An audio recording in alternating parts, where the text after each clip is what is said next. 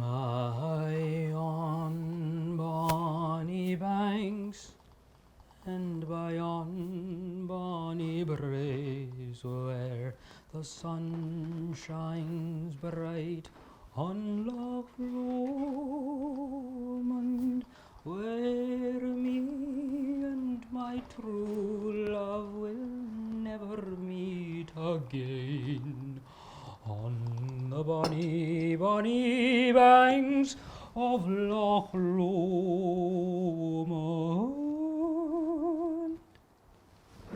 Hi, boys and girls. I'm Rajiv Surendra. You know what I do for a living? I'm a calligrapher. That's right. I make a living writing by hand.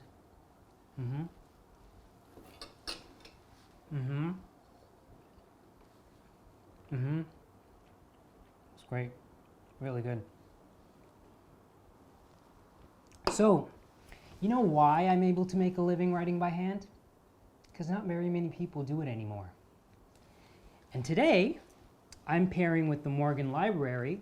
It's my great honor to be doing something for the Morgan, to talk to you a little bit about letter writing. So, I want you all to think about how many messages you sent yesterday.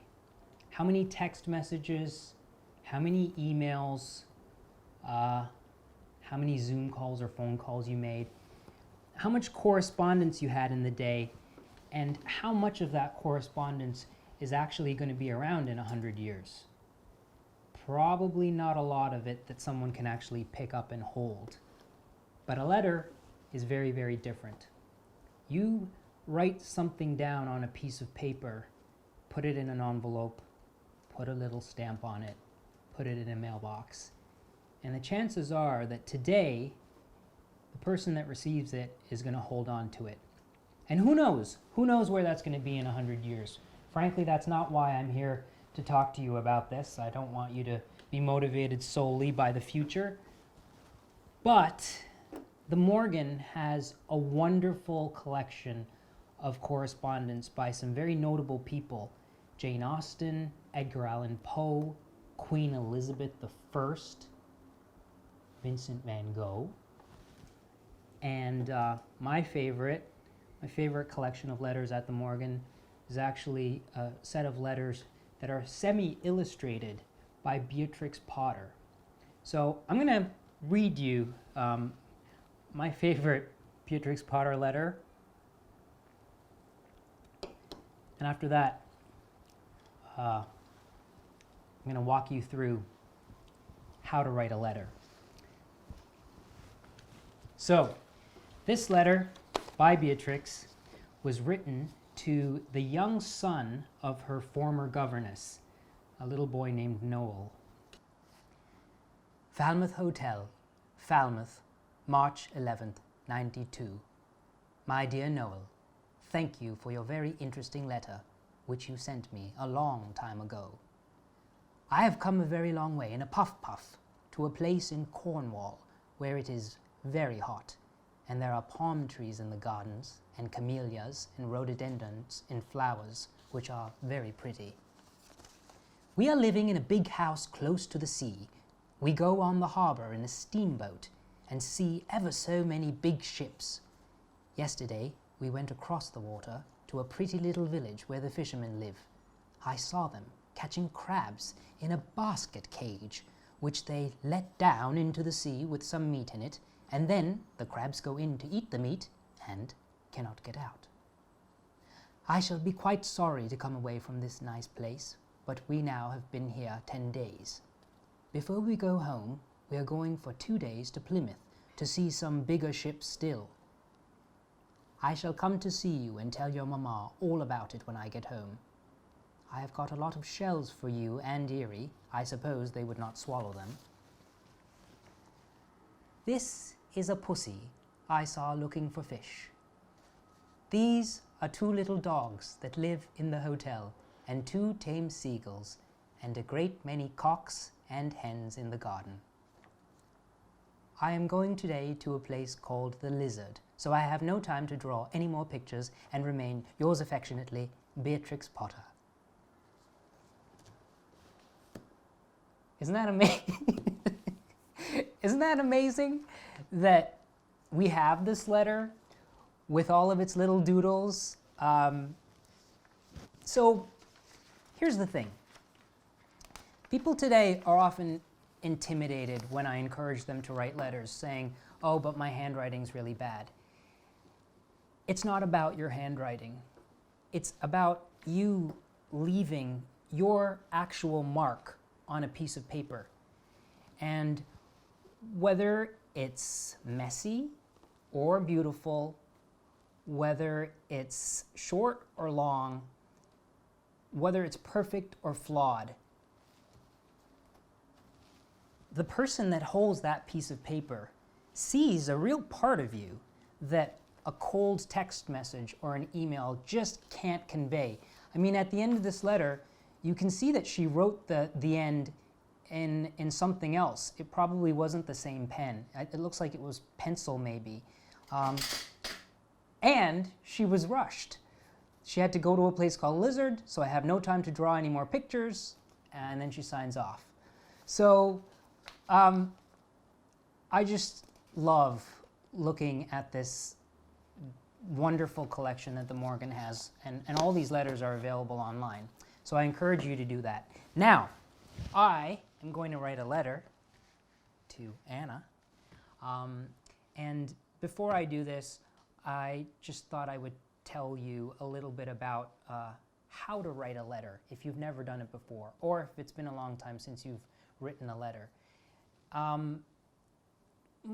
More the psychological aspects of putting together a letter. So when I write a letter, I open up my pad of paper, and then I usually think about the person that I'm going to write to. And I almost feel like they're sitting right here with me. And when I take my pen and dip it into the ink and start writing, I haven't thought in advance about what I'm going to write. It actually really is a genuine conversation. And what ends up happening is that you genuinely get down what you would say to them if they were sitting here with you. So it can be a little intimidating for some people, but you have to just start. You have to just put your pen on the paper and start writing. There is a sort of architecture to writing a letter. You know, you start at the top of the page and you start your conversation. And if you get to the end of a page and you're feeling like you don't really have much more to say, then you should find a way to close it off. And to close it off not abruptly, but to sort of tie the ideas together at the end and then sign your name. If you have more to say and you start another page, it's much better if you can continue until the end of that second page. Stopping in the middle of a page and signing off, there's always this feeling that I get from seeing the blank part of a page that, oh, I guess they didn't have any more to say to me because I was boring. Oh, and I know that that's probably not the case, but there is that sort of unspoken feeling that they ran out of something to say because they didn't fill the rest of the page. So sit down, open up your paper, think of the person you're writing to, and then just start writing. I would now like to read you a letter that I received from, I think, one of the finest letter writers I know. This is my friend Gigi in Ireland. And boy, does she know how to do it. So, here's a master. Here's a master at work. 21st of June, 2020. Dearest Rajiv, it's hard to believe it's the summer solstice over and done with. Now the days get longer, perish the thought. For now I am cherishing and appreciating each and every day, long or short, tempus fugit. How are you, our dear friend, so far away? It was a real delight to receive your missive, so impeccably executed, a joy to behold. It sounds like you are in splendid isolation and quite enjoying it. Actually, I have to admit I am in my element, being more grounded and not dashing around. What worries me is I'm in no hurry to get out there into the wide world. I've become yet more reclusive, not that I needed much coaxing. Mr. C is champing at the bit, quite the opposite, missing the crack. It will all unfold, and I'm not planning ahead. Our wonderful sunny days are over, and we're back to gray overcast days, swirling clouds and morning mists, tempestuous waves in Loch Brackley. I love it.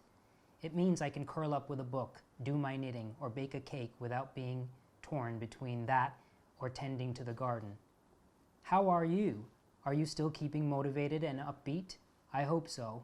This is a melancholy time for you, and you're much in my thoughts.